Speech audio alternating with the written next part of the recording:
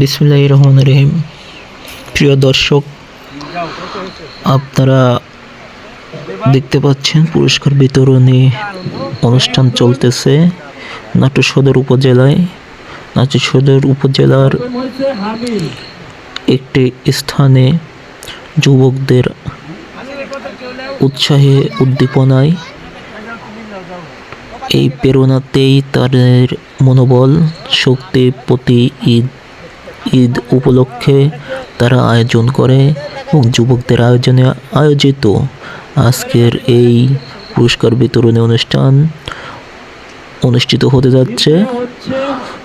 সাংস্কৃতিক অনুষ্ঠানের পুরস্কার বিতরণ করা হচ্ছে। অবশ্যই আপনারা দেখতে পাচ্ছেন এখানে যিনি পুরস্কার বিতরণের মাইকিংয়ে রয়েছেন দায়িত্বে ইসমাইল হোসেন, তিনি এই দায়িত্ব পরিচালনা করতেছেন এবং যুবকরা সবাই একত্রিত হয়ে সকল এলাকার এই নাটোর সদরের সকল লোকজনকে নিয়ে ঈদ উদযাপন করতেছে সকলের সাথে নিয়ে। যার এই ভিডিওটি দেখতেছেন অবশ্যই আপনারা কমেন্ট বক্সে জানাবেন এবং শেয়ার করে দেবেন। সাবস্ক্রাইব যারা করেন নাই অবশ্যই চ্যানেল এবি নিউজ সাবস্ক্রাইব করবেন। আমরা চলে আসছি সেই অনুষ্ঠান আপনাদের মাঝে তুলে ধরার জন্য, দেখানোর জন্য। পুরস্কার বিতরণী অনুষ্ঠান, সবাই পুরস্কার বিতরণী অনুষ্ঠান দেখতে পাচ্ছেন এবং আমাদের সাথে রয়েছেন যারা রয়েছেন অবশ্যই শেষ পর্যন্ত দেখবেন। পুরস্কার বিতরণী এখন চলে আসছেন নাটোর সদরের সেই বিএনপির প্রবীণ কর্মী, প্রবীণ নেতা জাফর ইকবাল সাহেব চলে আসছেন। তিনি পুরস্কার বিতরণী করতেছেন। বর্তমানে প্রধান অতিথি হিসাবে তিনি অবস্থান করছেন। প্রধান অতিথি তিনি পুরস্কার বিতরণ করতেছেন। সকল পুরস্কার জিতেছেন যারা তাদের কাছে তারা পুরস্কার নিতেছেন এবং ফটোশুট করতেছেন স্মৃতি হিসাবে রাখার জন্য। পবিত্র ঈদ উল ফিতরের যে আয়োজন, পবিত্র ঈদ উল ফিতরের এই আয়োজনে পুরস্কার বিতরণ করতেছেন। পুরস্কার নিয়েছেন তিনি এবং সকলের মাঝ থেকে পুরস্কার বিতরণ পরিচালনা করতেছেন ইসমাইল হোসেন। এই যুবকদের পরিচালনায় পরিচালিত আজকের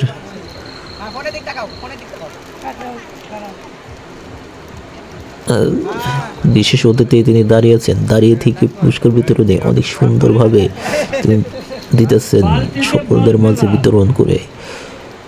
সবাই ভিডিওটি অবশ্যই ভালো লাগলে যুবকদের এই অনুষ্ঠান, যুবকদের সাংস্কৃতিক অনুষ্ঠান কেমন হয়েছে সকলেই জানাবেন কমেন্ট বক্সে। যুবকদের এই পরিচালনা, যুবকদের এই উদ্যোগ, যুবকদের এই বাস্তবায়ন এবং খেলাধুলায় অংশগ্রহণ করার যে অনুপ্রেরণা দিতেছে তাদের কতটা প্রিয় আপনাদের লেগেছে, ভালো লেগেছে অবশ্যই জানাবেন।